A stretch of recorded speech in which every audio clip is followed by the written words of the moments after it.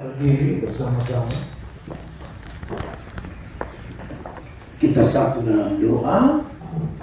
Terpujilah Allah pencipta langit dan bumi, Allah yang tidak pernah berubah, dahulu, sekarang, sampai selama-lamanya.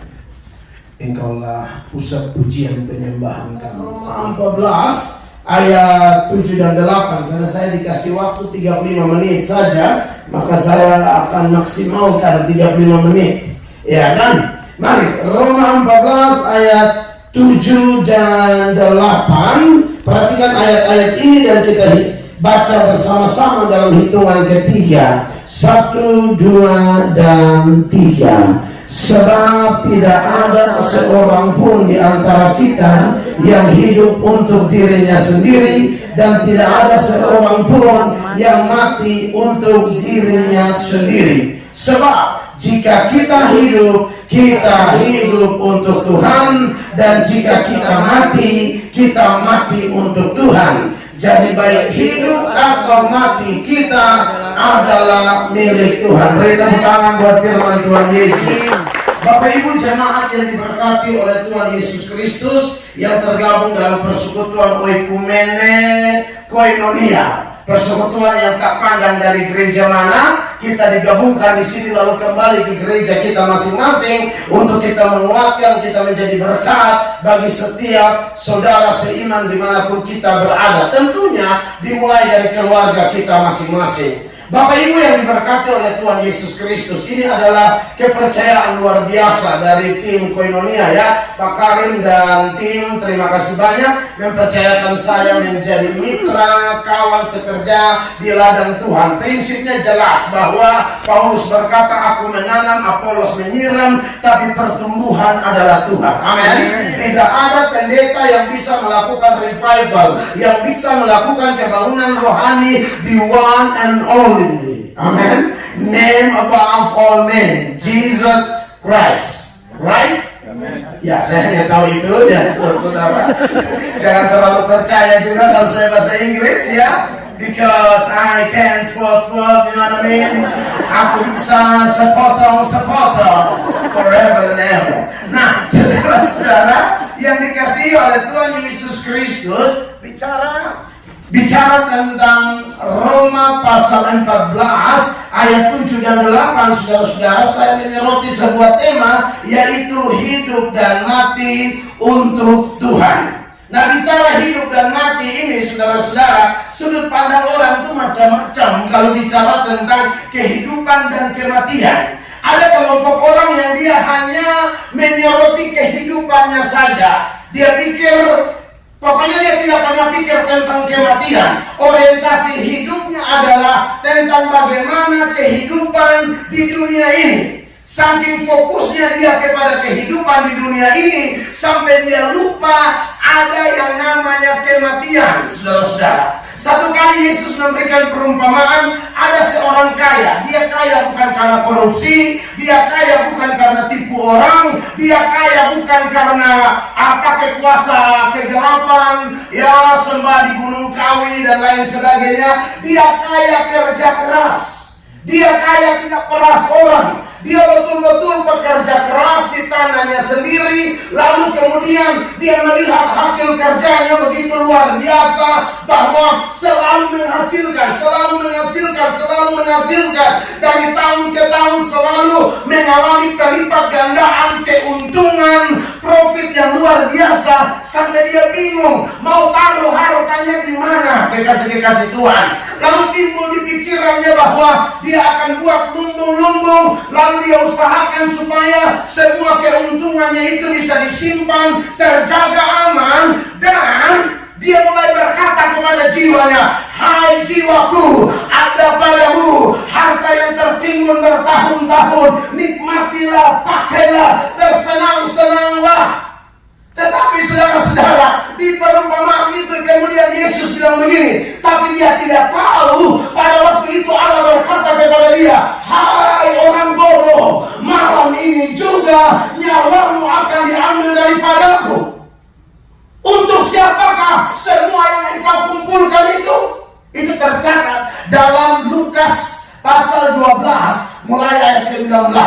Saya sudah biasa khotbah di ruangan ini, dan kalau ada tim dari FOG, mereka cepat tayangkan ayatnya. Lukas pasal 12 mulai ayat 19, firman Allah berkata, sesudah itu aku akan berkata kepada jiwaku, jiwaku, ada padamu banyak barang tertimbun untuk bertahun-tahun lamanya. Beristirahatlah, makanlah, minumlah, dan bersenang-senanglah. Orientasinya adalah hidup. Dia pikir dengan hartanya, kekayaannya, depositonya itu akan membuat dia bertahan lama di tempat menumpang sementara yang bernama bumi.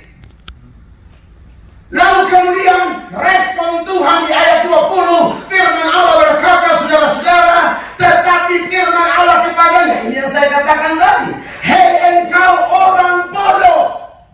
Kalau mau sekolah S1, S2, S3, mau gelar berapa banyak pun, tetapi kalau orientasimu hanya hidup, dan lupa akan adanya kematian, Yesus berkata, hai orang bodoh, pada malam ini juga jiwamu akan diambil daripadamu. Lalu dia berkata, dan apa yang telah kau sediakan, untuk siapakah itu nanti? Nah, ada jenis orang kayak begini, terlalu berorientasi kepada hidup, lupa bahwa hari mati akan menjemput, dan hari mati sifatnya rahasia. Pendeta tidak tahu, kawan pelayanan tidak tahu, istri tidak tahu, suami tidak tahu, orang tua tidak tahu, anak tidak tahu, cuma Tuhan yang tahu. Ini jantung masih berdetak, tombolnya di atas, dia tendes di atas, putus di bawah. Sorry, saya ini orang Indonesia Timur, jadi ngomongnya begini ya. Jadi tolong dimaklumi ya. Suka tidak suka, ke dalam tangan yang diserahkan nyawa kita semua ya. Nah, kekasih Tuhan, tapi ada orang lagi yang pikirannya beda. Dia bilang dia tahu akan mati, beda sama yang ini. Dia tahu akan mati sehingga muncul pemikiran begini, saya ini akan mati, hidup cuma sekali. Jadi selagi masih hidup, senang-senang bikin apapun. Mau dosa, mau main lumpur, menyakiti Tuhan, menyakiti istri, menyakiti suami, menyakiti sahabat karib, menyakiti siapapun, pusing amat. Kan hidup cuma sekali, suka-suka gua dong katanya. Nah ini repot. Tapi kita bersyukur buat Nats dalam Roma 14 ayat 7 dan 8 yang menegaskan satu rumus yang tidak bisa diganggu gugat oleh setiap orang percaya, yang mengingatkan kita kalau hidup untuk Tuhan, kalau mati untuk Tuhan. Amin. Hidup dan mati kita adalah milik Tuhan. Amin. Dan orang Kristen harus memiliki prinsip ini. Jangan ikut dua contoh yang tadi. Paulus pernah berkata, adapun hidupku adalah Kristus dan mati adalah keuntungan. Amin, dikasih Tuhan. Nah ini menarik, tetapi tentu kalau kita bicara tentang poin itu, kita harus berhati-hati.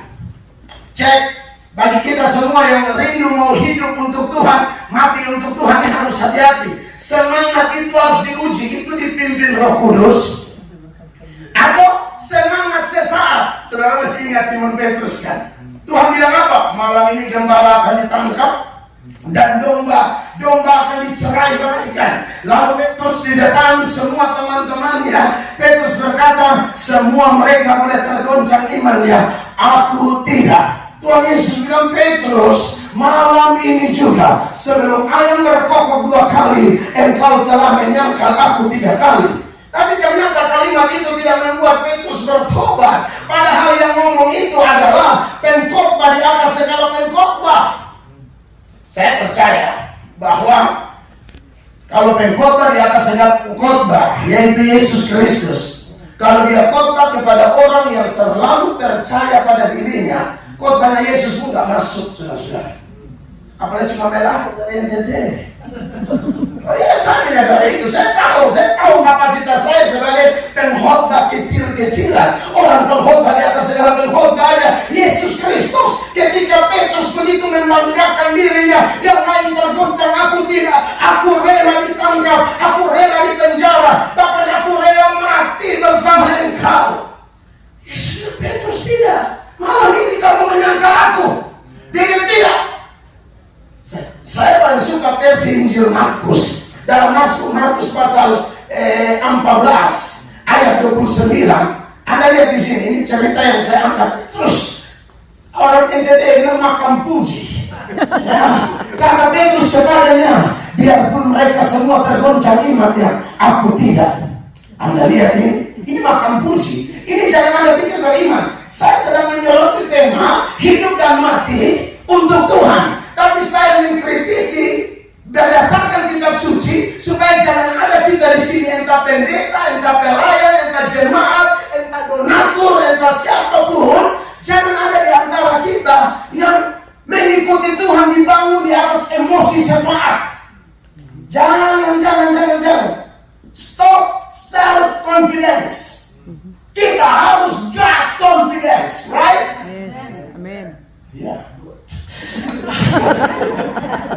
Setelah ngomong ini, saudara lihat Tuhan Yesus tahu ini anak makan puji. Maka Tuhan Yesus bilang pada dia, saudara lihat ayat 30 ya. Ayat 30, lalu kata Yesus kepadanya, aku berkata kepadamu sesungguhnya pada hari ini, malam ini juga, sebelum apa? Ayam berkokok 2 kali, engkau telah menyangkal aku 3 kali. Ini bukan bikin Petrus bertobat, ini yang saya bilang tadi. Pengkhotbah di atas segala pengkhotbah aja tidak bisa merubah orang makan puji begini. Serius. Kalau kita yang tidak makan puji dengar khotbah begini, apa yang terjadi? Kita berlutut, kita menangis, Tuhan minta maaf, kita terlalu semangat sampai lupa diri. Kan begitu. Itu yang rendah hati itu. Itu yang hatinya lembut. Tapi kalau yang makan puji orang tak peduli. Apalagi cuma atau mau pandikonya terhojo, mau ibu Hedi Kristianus, mau Hedi Bahasir, mau siapa, Yesus saja mau gak peduli. Saya harus ngomong ini. Apa yang itu terkasih. Anda lihat ini ayat 31. Dia bilang apa di sana? Tetapi dengan lebih bersungguh-sungguh, lebih terbakar dia. Oh, lebih menyala. Orang apa dia menyala? Ini menyala nih. Iya kan? Tetapi dengan lebih bersungguh-sungguh, Petrus berkata, Anda lihat di muka ini pengkhotbah yang maha tahu, Adam di khotbah, tapi tidak maha tahu. Yesus di khotbah 2 jam, 3 jam, 4 jam, 1 hari, 1 minggu, 1 bulan, yang sifatnya misteri di depan kita. Yesus tahu semua. Amin. Yang maha tahu bilang, kamu menyangkal aku malam ini. Yang tidak tahu sombong banget. Tetapi dengan lebih bersungguh-sungguh, Petrus berkata, sekalipun aku harus mati bersama-sama engkau, aku takkan menyangkal engkau. Semua yang lain pun berkata demikian. Dan nanti Anda ikut terusin cerita, semuanya lari. Lomba ayat 50 nona. Supaya semua lihat apa yang terjadi, makan puji semua ini. Ayat 50, lalu apa? Semua murid itu meninggalkan dia dan melarikan diri. Scooby-Doo. Anda lihat ini. Nah, makanya malam ini saya mau menyampaikan poin ini, tapi tolong kita bangun di atas dasar God confidence. Bukan self confidence. Yohanes 15 ayat 5 di bagian akhir tunjukkan ayat itu. Yesus bilang, di luar aku kamu tidak bisa berbuat apa-apa. Amin. Boleh dia di luar Tuhan Yesus, boleh dia mana bayang seorang oma loh tidur di lantai, jalan perjalanan 8 jam menuju Kalimantan. Buat saya itu amazing. Tetapi kalau bukan Yesus dalam ibu dan ibu dalam Yesus, mana mau ibu mantan artis tidur balita begitu? Gak mau. Orang yang bukan artis saya sombong minta ampun. Karena ini suara kiri kanan jadi dosa Agustus. Iya kan? Nah, saudara diberkati oleh Tuhan Yesus Kristus. Di luar Yesus kita tidak bisa berbuat apa-apa. Amin. Yohanes 15 ayat 5, 1, 2, 3. Akulah